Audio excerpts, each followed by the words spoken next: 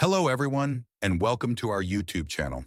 Today we're diving into a fascinating historical milestone. Persia officially changed its name to Iran on March 21st, 1935, marking a significant turning point in the nation's history. Let's explore more together. Imagine a land, a place that was once the heart of a magnificent empire, known to the world as Persia. A name that whispered of luxury, knowledge, and power.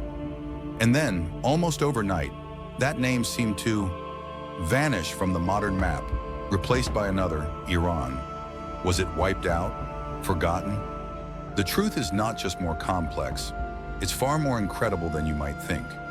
Most of us assume Iran is a modern name, tied to the political turmoil of recent decades. But in reality, the name Iran has been there for thousands of years. So why was a name as ancient and famous as Persia pushed aside? And how did the official name change in 1935 spark an identity crisis that smolders to this day? In this video, we're going to uncover the secret behind the two names of one civilization. We'll see how the mightiest empires in history were built and how they fell. And we'll understand why the story of Persia and Iran is more crucial than ever for making sense of the world we live in. Let's begin our journey through time right now.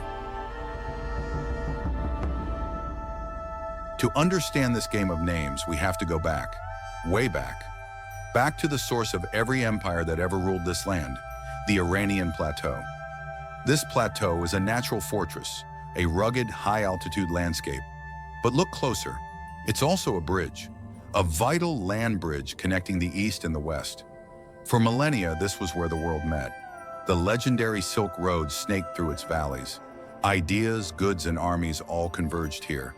It was a geopolitical hotspot from the moment civilization began. Long before the Persians arrived, this land was home to sophisticated civilizations, like the Elamites, who built staggering ziggurats that still stand today. But around 1500 BC, a new people began to migrate onto the plateau. They were the Indo-Iranians, horse-riding nomads from the Eurasian steppes. They brought with them a new language, new gods, and new ambitions. Among these tribes were two major groups, the Medes and the Persians. They settled in the western part of the plateau. For centuries, they were subjects of powerful neighbors like the Assyrians, a brutal empire that demanded tribute and loyalty. But the Medes were the first to break free. They united the Iranian tribes, overthrew the Assyrians, and established the first Iranian empire, with their capital at Ecbatana. They were a formidable power, a kingdom to be reckoned with. They laid the groundwork, creating the administrative and military structures that would soon be used against them. But how could a lesser-known tribe from the small southern region of Fars manage to topple the mighty Median Empire and build the largest kingdom the world had ever seen? It wasn't violence, but mercy. That was the strange philosophy of the first king of Persia, Cyrus the Great, a man who would forever change what it meant to be a conqueror. When Cyrus, leader of the Persians, defeated the Medes, he didn't execute their king. He was his own grandfather. Instead, he absorbed the Median nobility into his new government. This set the tone for his entire reign. His philosophy was revolutionary. Instead of crushing the cultures of the people he conquered, he respected them. The stories are legendary. When he conquered the wealthy kingdom of Lydia, he spared its king, Croesus, and made him an advisor. When he took Babylon, he famously freed the Jewish people who had been held captive there, even helping them rebuild their temple in Jerusalem. It was an act that earned him a place as a messianic figure in the Hebrew Bible. His famous Cyrus Cylinder, a clay tablet from Babylon, isn't a boastful war chronicle, it's a declaration. It outlines his policy of respecting local religions and customs and repatriating displaced peoples. Many scholars see it as one of the world's first charters of human rights. He built his empire not just on military might, but on goodwill. And what an empire it was. Under his successors, especially Darius the Great, the Achaemenid Empire became the world's first true superpower. At its peak, it stretched from the edges of Greece, across Egypt, and all the way to India. It governed an estimated 44% of the world's population at the time. This wasn't just a brute force empire. It was a marvel of organization.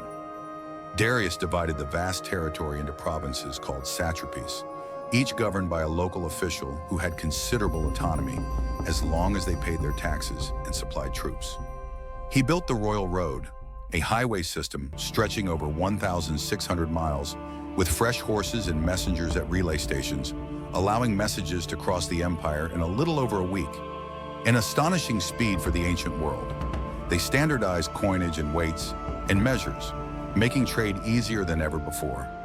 For the first time, a truly globalized world was taking shape, all under the administration of Persia.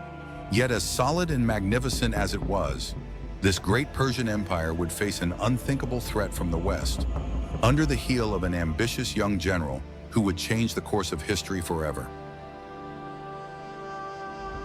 When Alexander the Great arrived, everyone expected him to destroy Persia. But what few people know is that, in a way, Persia ended up conquering him through its sheer beauty and sophistication. The story of Alexander's conquest is famous. In a whirlwind campaign, the brilliant Macedonian general defeated the massive armies of Darius III at key battles like Issus and Gaugamela. He marched into the heart of the empire, and the Achaemenid dynasty, which had ruled for over 2 centuries, came to a stunning end. But here's where the story takes a fascinating turn. Alexander wasn't just a destroyer, he was a profound admirer of Persian culture. As he moved deeper into the empire, he began to adopt its customs. He started wearing Persian-style robes, adopted elements of court etiquette, and, most controversially, married Roxana, a Persian noblewoman. He even orchestrated a mass wedding of his top officers to Persian brides, hoping to fuse the two cultures into a new, single ruling class. This Persianization of Alexander caused immense friction with his proud Macedonian soldiers, who saw it as a betrayal of their own traditions. But for Alexander, it was a vision. He didn't want to just rule over the Persians. He wanted to create a hybrid civilization, a blend of Greek and Persian greatness. But his dream of a unified empire died with him. After his sudden death at the age of 32, his vast territory was torn apart by his generals, the Diadochi. The heartland of Persia fell to one of his generals, Seleucus, who founded the Seleucid Empire. The Seleucids, who were Greek in culture, ruled for over 2 centuries. They built new Greek-style cities, promoted the Greek language, and spread Hellenistic art and philosophy. This created a new cultural layer where Greek and Persian ideas mixed and mingled. Though Greece had left a deep and lasting mark, the Persian spirit endured.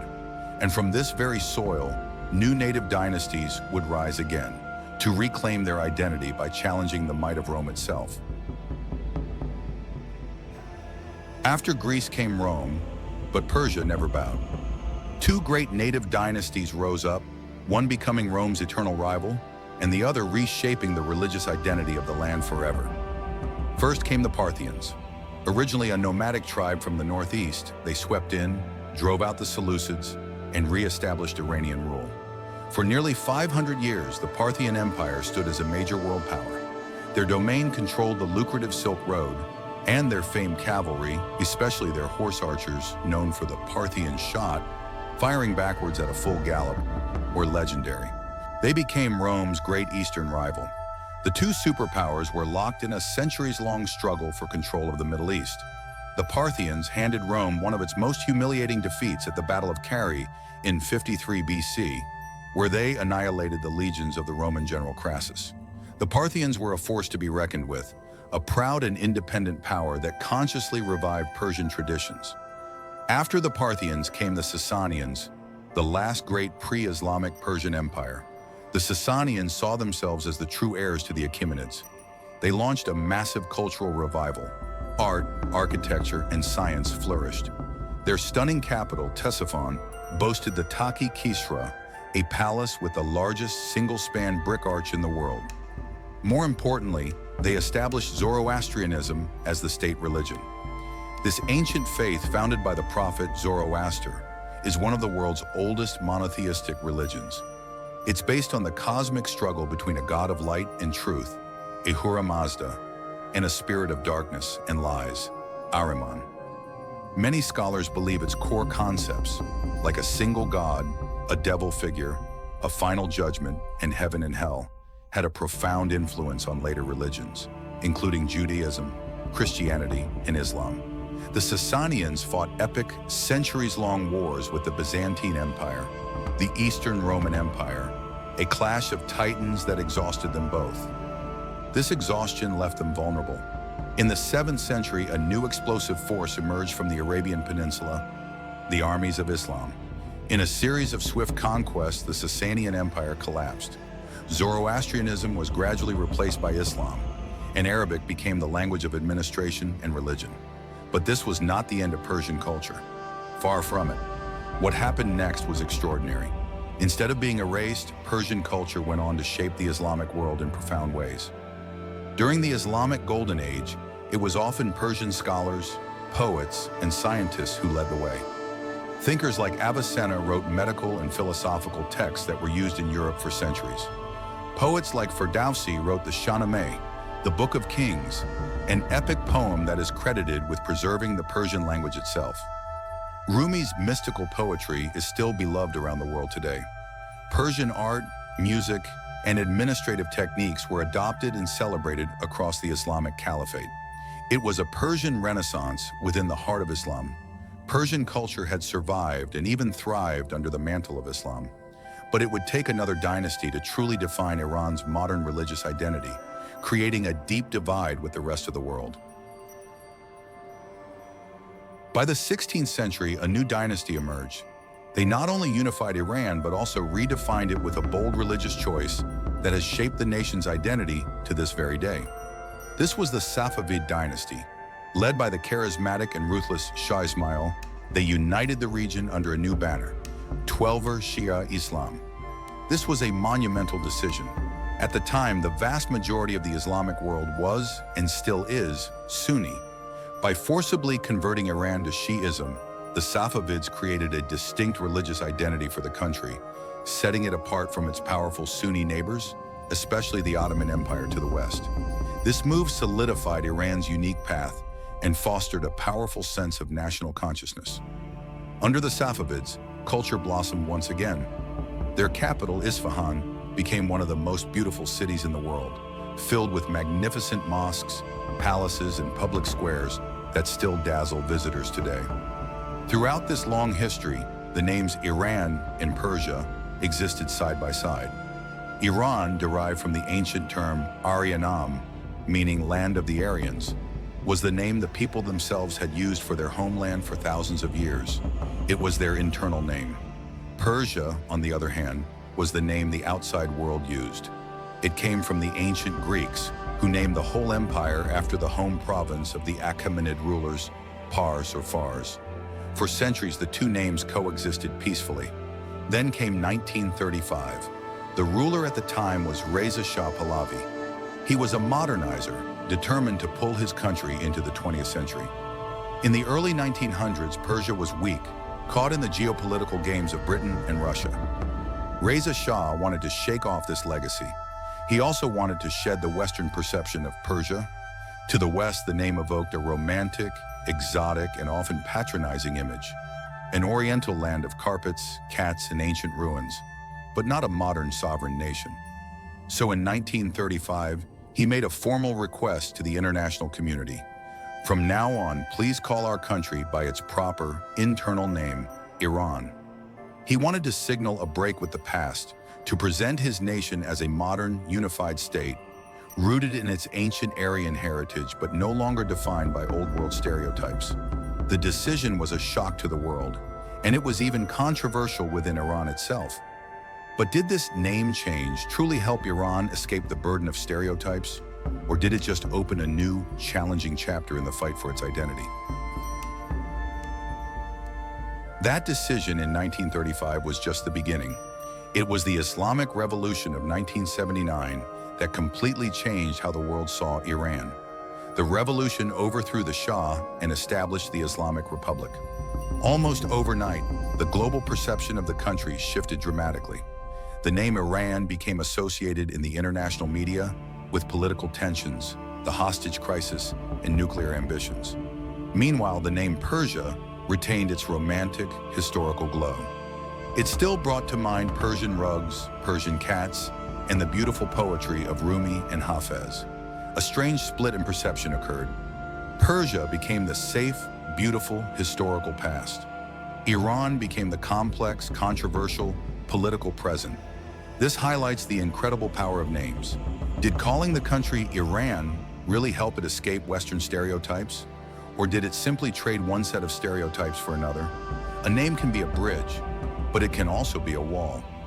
Are we, as outsiders, letting these names limit our understanding of a civilization so rich and complex?